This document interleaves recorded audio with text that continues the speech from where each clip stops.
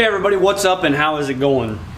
I come out here this morning to put my airbox back in and things just kind of snowballed from there. So as I was in my truck and turning it around, I did the 3 clicks on the ignition and realized that I did have 3 codes. I'm sorry, had 2 codes. 3 clicks, 2 codes. Anyway, the first code was a PCU and was a 1693, and the second code was an ECU and it was a 0177. The first one is just a companion code telling you that there's other codes existing. The second one off the ECM was a fuel code, and that means there's water and fuel. I don't have my factory fuel filter on there, so the plug is just open, and I have the sensor back on my shelf because I want to put on the fuel distribution block from Fleece and switch things up as far as my fuel delivery that way. They offer a fuel distribution block that mounts in place of your original fuel filter housing, and basically your fuel will come in there, and then it has returns, feeds, and everything else, and that way I can take the return on the back of the block from the excess fuel off the injectors and the return from the VP44. Those will go into that distribution block and then go back to my tank, and then it also has a feed that goes up to my VP44 from my FAST, and then it also has a pressure outlet for my gauge. So until I get that in, I'm going to have that water and fuel every time I wash my truck, because I do the undercarriage wash when I go through the automatic, and as that water sprays up in there, the water creates a contact, and then my water and fuel light comes on my dash. So that's why I'm getting those codes. Just kind of waiting. It is a little bit on the pricey side. It's like $200 for the distribution block and then the kit that comes with it for some different fuel lines. So just kind of waiting to get that done, and then I won't have those codes anymore. Also, it does have a port to where you can put your water and fuel sensor in that distribution block also. So one other thing, I've been having some problems with my EGT gauge, and if you can see that right there, that's how people do stuff. They had that taped together, and I believe there was a bare spot within the tape, and it kept touching each other and causing it to short out. So these are a Delphi plug type that comes with your EGT gauge from ISPRO gauges. And then you can buy these ends right here. I don't have any on hand. Usually I do, but what I want to do is I actually want to cut this on completely off and take this end and put it back here and just crimp it on, or you can solder them on. They do have the weather tight boots that go in there. And then also I did this side here. That is a heat shrink crimp right there. I did that side, and I'm going to do the same there too. I must not have had any of those plugs when I did that when I first got the truck. So what I had did is this had about 50 foot, not 50 foot, but it seemed like it had so much excess wire, and it still does have a lot of wire coming from the probe, you know, that much there. So it had another section, which is actually right here.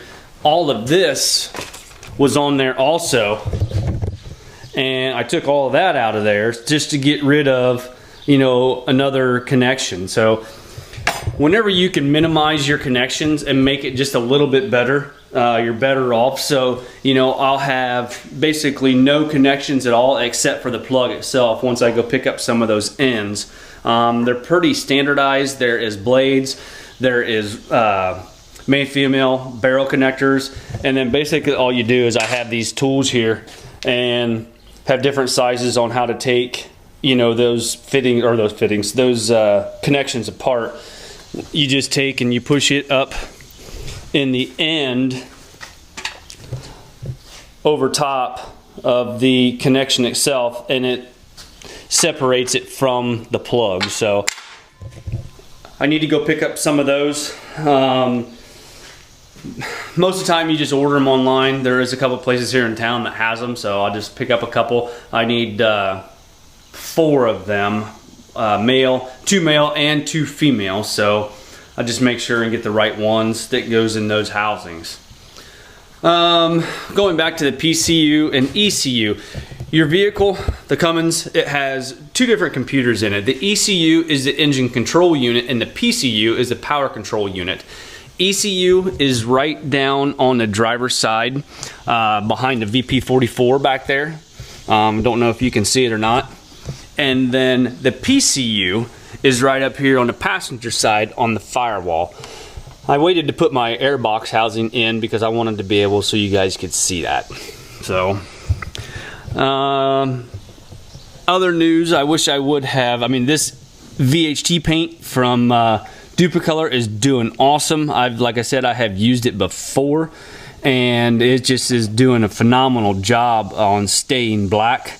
It's only been a couple of weeks, but as I was looking here, I noticed there was one thing that I forgot to paint. I should have masked off my cartridge and painted it also, so it's all rusty and crusty and everything else looks pretty good. Anyway, went over and hooked my trailer up yesterday after I got my hitch done, and it is way too high, so I'm gonna have to get just a little bit more drop.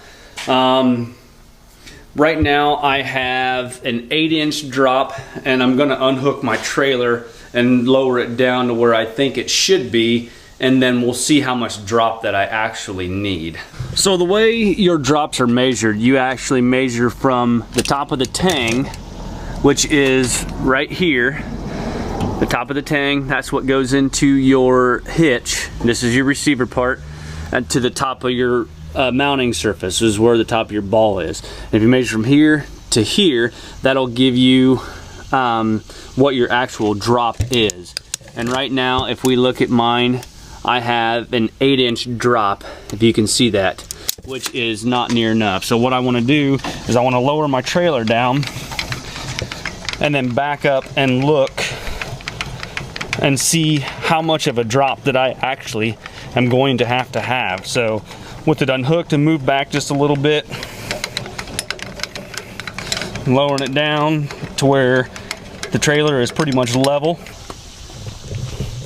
That doesn't look just too bad there. There's still just a little bit of rake to it, but I can't go much more because that's already a heck of a drop right there. So if I measure down now from the top of the tang and kind of eyeball across, that would be like a 15-inch drop, and I know they don't make those. So we could probably get by with doing a 12. That'll be lowering it 4 inches. So that's probably what we're gonna have to do, is find a 12-inch drop. Most places around here, probably the most they're gonna carry is a 10, so I may have to start searching online for that to try and find what I'm looking for. I don't know that anybody makes a drop, that drastic. It's hard to get proper bracing when you start going down that much, as far as 15, 16 inches. I think the most that I've ever saw is probably 12 inches, unless there is an adjustable one out there that allows it to drop down further. I don't know really off the top of my head. I've never really had to go that far. The most I've ever had is what you see there is an 8-inch drop. So anyway, I want to get my airbox back in, clear them codes, and see if I get anything else. And I think what I'm actually going to do for right now is I'm going to go ahead and cut this plug completely out of the scenario and wire those direct, and see if I still get still losing connection. I'm still losing my EGT gauge. If it is still going out, it'll probably be what I thought it was in the beginning, and that is the amplifier box that is down underneath the dash. So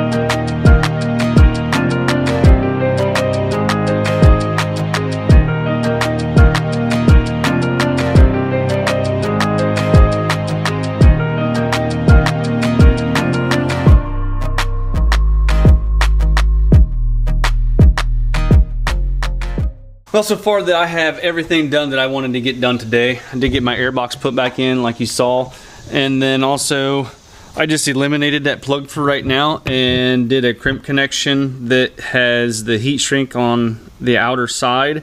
They do make also one of these that it has a little section of solder right here in the center, and as you heat this up to heat shrink this, it melts that solder and you get a soldered connection that way also. But for right now, just so I can see if it's my gauge inside the truck or it was, you know, having 1, 2, 3 different connections like I had before, I'm just gonna leave it go and see if that takes care of the problem. If that does take care of the problem, I know it was one of those 3 connections, and probably just leave it like that for right now, as long as I don't have any more problems with the EGT gauge, you know, shutting off and coming back on like I was having. So I just didn't know if it was the amplifier box, or if it was a connection, if it was a probe, you know, what it possibly could be. The new style ISPRO gauges, the EV2 I believe they are, everything is built into the gauge, so you don't need that amplifier box anymore. It goes right from the probe into the gauge, and then that's it. And then you also have your, well, no, I think even the wiring for the lights is within that too. So anyway, I think that's pretty much going to do it today. Be back tomorrow with some other stuff that I want to take care of. And for right now, we will talk to you guys later on. If you don't mind, hit that like button, give me a thumbs up, and subscribe if you have not already done so. We will talk to you later on. Bye-bye.